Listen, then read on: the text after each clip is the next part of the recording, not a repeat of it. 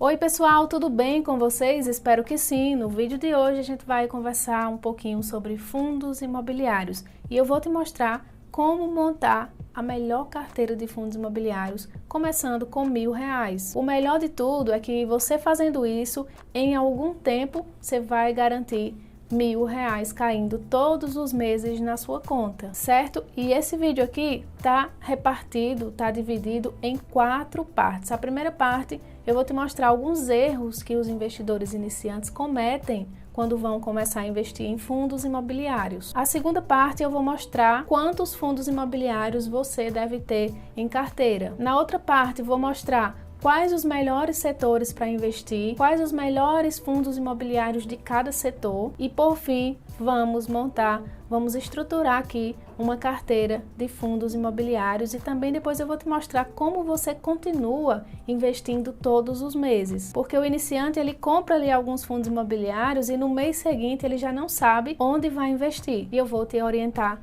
também nesse quesito. Os fundos imobiliários, eles são essenciais para compor uma boa carteira de investimento. É o principal veículo que vai te gerar uma renda certinha todos os meses. Através deles, a gente pode selecionar os melhores imóveis do Brasil para investir e receber aluguéis mensais. E também os fundos imobiliários, o índice de fundos imobiliários, o IFIX, ele performou muito bem no último ano, ele vem performando muito bem nos últimos anos. Para medir essa performance, eu vim aqui no site Mais Retorno e aí eu tô comparando aqui o IFIX contra o CDI e o IMAB. O que é IMAB? IMAB é uma cesta de títulos do Tesouro Direto, que é muito difícil algum investimento bater esse índice aqui. Ele performa muito bem e melhor praticamente do que qualquer outro investimento. Aqui eu estou no site da Ambima, que fala um pouquinho sobre o IMAB. Depois eu até vou trazer um vídeo aqui explicando tudo sobre o IMAB. Tem algumas formas que a gente pode investir nesse índice aqui, tá bom? Mas o IMAB, ele é formado por títulos públicos indexados à inflação medida pelo IPCA, que são NTN-Bs, ou seja, notas do Tesouro Nacional, beleza? Então, medindo aqui, a gente vê como foi boa a performance dos fundos imobiliários. Bateu esses dois principais índices aqui. Bom, agora vamos para a primeira parte do vídeo, que eu vou mostrar aqui o primeiro erro que os investidores iniciantes cometem quando vão começar a investir em fundos imobiliários, que é escolher os fundos imobiliários de acordo com o dividendo que eles estão pagando. Então, o iniciante vem aqui no site Investidor 10, que eu vou usar como exemplo, clica aqui em FIIs, depois vem aqui, ó, fundos imobiliários de maiores dividendos. Eu sei que talvez você já tenha feito isso, viu? Porque eu recebo muitos directs lá no Instagram falando que selecionavam os fundos imobiliários assim, por conta do dividendo. Então, se você está fazendo isso, você está fazendo errado. Porque isso aqui, pessoal, acaba enganando, né? Isso aqui, ó, 22% de dividendo ao ano. Isso aqui, primeiro, que não é um rendimento recorrente, né? Que acontece todos os meses. E isso aqui mede apenas o último ano. Às vezes, o fundo imobiliário distribuiu um dividendo extra, ficou bem na fita aqui e marca um excelente dividendo, como a gente está vendo aqui, ó, 19% ao ano, 18% ao ano. Isso aqui é um tiro no pé, você não deve escolher seus fundos imobiliários por esse filtro aqui. Quem faz isso, né, acaba, não sei se você lembra o que aconteceu com o HCTR11, que caiu bastante nos últimos anos. Só aqui a gente já vê uma queda de mais de 50%, mas ele caiu muito mais. E aí o que acontece? Ó, quando o dividendo, ele estava pagando um dividendo muito alto aqui em 2021, por exemplo, aqui em 2020, 2021, depois começou a diminuir. Quando deu problema nos CRIs aqui do HCTR11, ele não conseguiu mais sustentar essa base de dividendos e os dividendos foram caindo. Consequentemente, a cotação também desabou. Então, quem comprou o HCTR por conta do alto dividendo que ele estava pagando naquela época, se ferrou. O mesmo aconteceu com alguns fiagros, está acontecendo agora também com o RPR11. Eu não estou dizendo que ele vai deixar de pagar um bom dividendo, mas eu vou mostrar aqui que o dividendo que ele pagava era muito maior. Selecionar aqui por ano, nos últimos 5 anos. Aqui em 2021, ele chegou a pagar aqui um dividendo muito alto, depois ele está diminuindo, ó, e as pessoas não estão percebendo. Ele pagava muito aqui porque ele tinha e tem muito risco. Aí depois, quando dá um problema, é que as pessoas veem a besteira que fez. Não tô dizendo que vai acontecer com o RPR, o mesmo que aconteceu aqui com o HCTR, tá?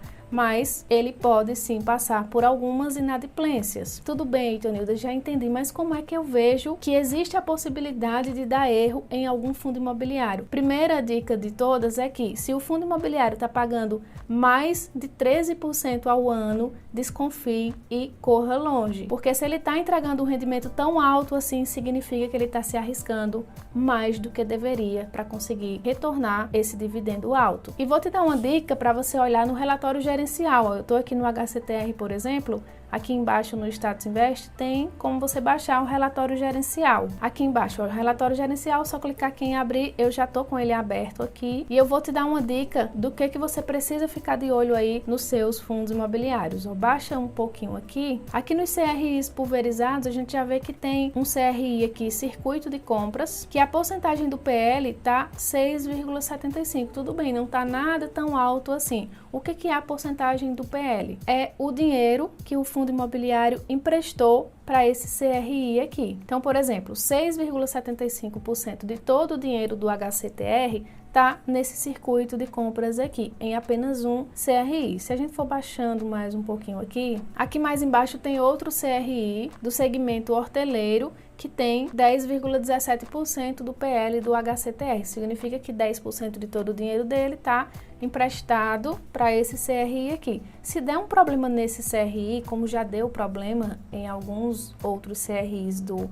HCTR, o fundo imobiliário sofre inadimplência, então ele não consegue honrar o dividendo que vinha honrando com os cotistas, tá bom? Então, um PL, uma porcentagem do PL acima de 6 já é bom ligar o alerta e ir acompanhando, né, esses CRIs aqui, por exemplo. Essa é uma parte que você pode ir acompanhando para você ver qualquer movimentação suspeita no fundo imobiliário, para você ficar atento. Os bons gestores, eles deixam aqui até no máximo 6%, no máximo. Vou dar um exemplo aqui do HGCR11. Olha só, a porcentagem do PL aqui, 6, 5, 4, 3, 2, 2% de todo o dinheiro do HGCR tá aqui nesse CRI do Açaí, Globo, Grupo Pão de Açúcar, certo? Aí vou dar outro exemplo também, que é do VGHF11, que ele tem uma carteira de investimento muito bem diversificada aqui em relação à porcentagem do PL, ó, 4, 2, 1. É muito boa a diversificação aqui do VGHF. Então é bom se atentar a isso aqui. Tem outras coisas que a gente pode olhar, mas você olhando isso aqui, você já fica bem informado, certo? E outro erro do investidor iniciante é comprar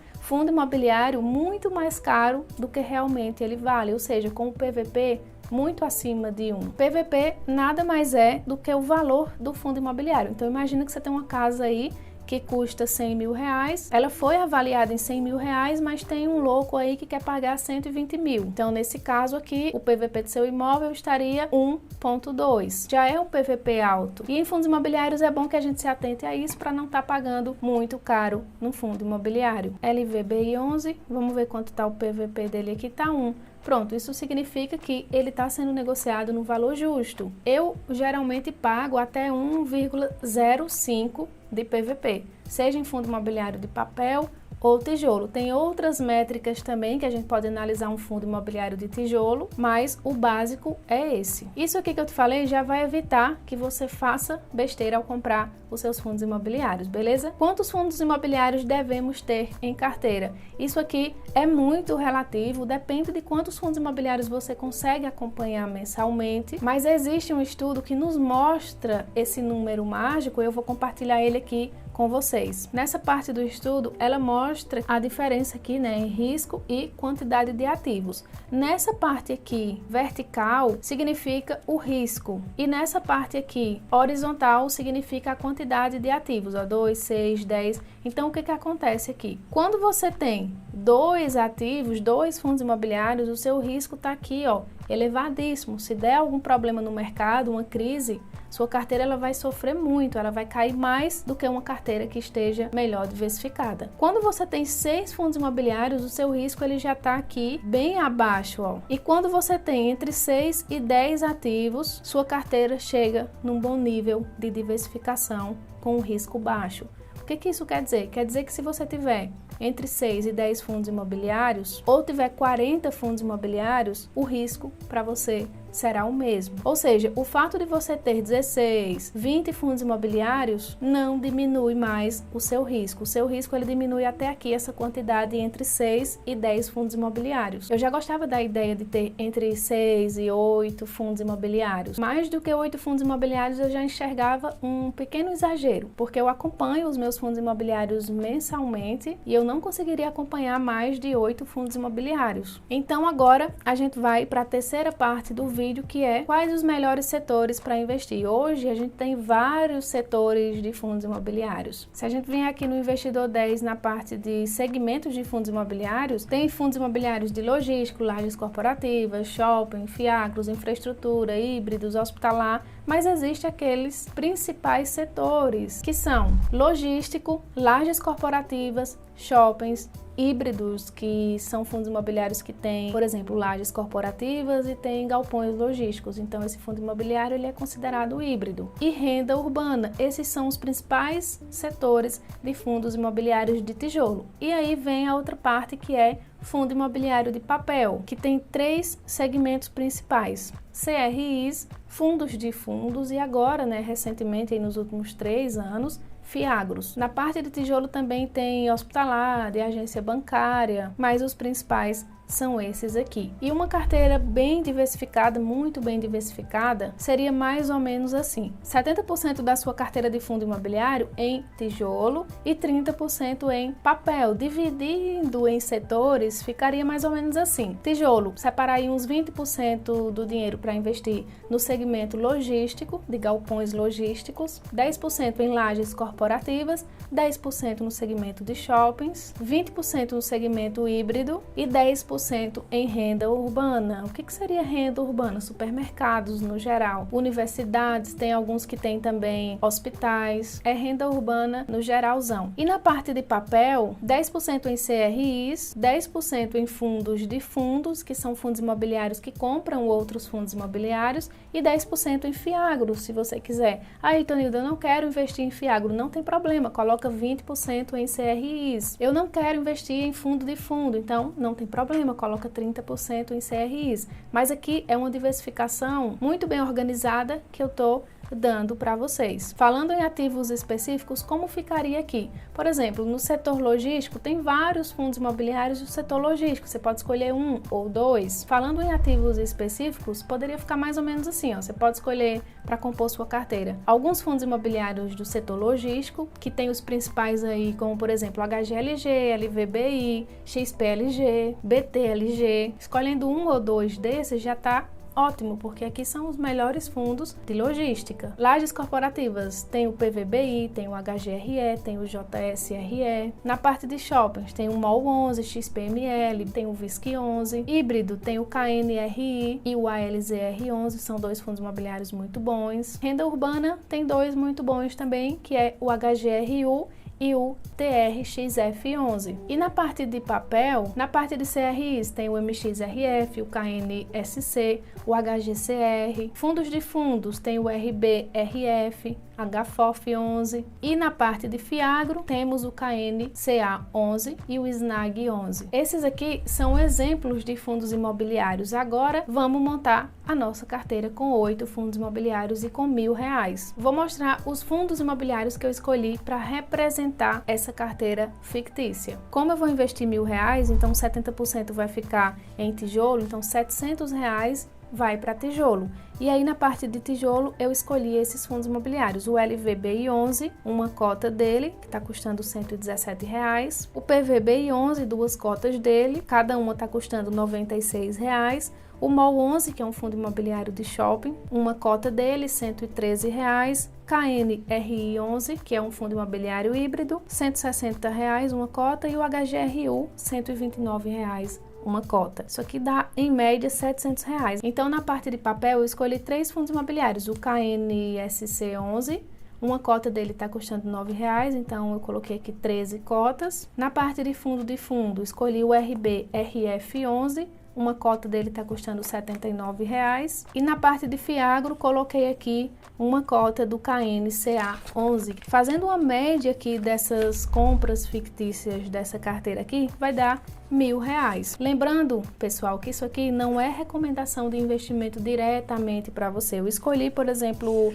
KNSC como fundo de papel, mas você pode escolher o VGHF11, o MXRF11, certo? E aí, depois, no mês que vem, por exemplo, se você montasse essa carteira aqui, no mês que vem, você poderia escolher um desses fundos aqui ou dois desses fundos e investir. Você não precisa ficar colocando novos fundos imobiliários nessa carteira aqui, porque a sua carteira de fundos imobiliários já está montada. Mês que vem você vai olhar, nossa, eu vi aqui que o RBRF11 caiu muito e os outros subiram, então o meu aporte desse mês, meu investimento desse mês, eu vou colocar nesse fundo imobiliário que caiu, para eu poder comprar mais cotas a preços mais baixos. Uma observação que eu tenho para fazer também é que aqui eu falei sobre montar uma carteira de fundos imobiliários, mas é sempre bom que você mantenha a sua carteira como um todo diversificada, também um pouquinho em renda fixa, de repente um pouco em ações, tá certo? E se você quer aprender mais sobre investimento, aprender como eu saí do total zero e hoje tenho mais de R$ 1 milhão investidos, no dia 20 de maio eu vou abrir as inscrições para a 6ª turma do meu treinamento completo de investimento. Para você garantir a sua vaga, basta você clicar no link aqui na descrição e participar da nossa lista de espera. Eu fiz uma lista de espera porque as vagas sempre acabam muito rápido, então quem está na lista de espera vai receber o link de compra em primeira mão às 6 da manhã do dia 20 e só depois, se ainda tiver vaga, eu vou trazer aqui para a galera do YouTube. E lá no curso você vai aprender sobre tudo, tá? Sobre finanças básicas, como montar uma reserva de emergência, como sair das dívidas, como gastar melhor o seu dinheiro, como eu escolho os meus fundos imobiliários, minhas ações, meus títulos de renda fixa, investimento no exterior, tudo, criptomoedas, e tem vários bônus lá para vocês também. Bônus de como criar um negócio milionário no YouTube. Se eu fiz, você também consegue. Então eu ensino tudo que eu fiz desde o zero para conseguir construir audiência e construir um negócio aqui no YouTube. E lá também você tem acesso a todas as minhas movimentações mensalmente, tudo que eu estou comprando, tudo que eu estou vendendo. Ainda nos bônus tem imposto de renda, enfim, é um curso muito completo. Te convido a participar aqui da lista de espera. Certo, pessoal? Um abraço para vocês e se você gostou do vídeo, não esquece de curtir, se inscrever no canal e até a próxima!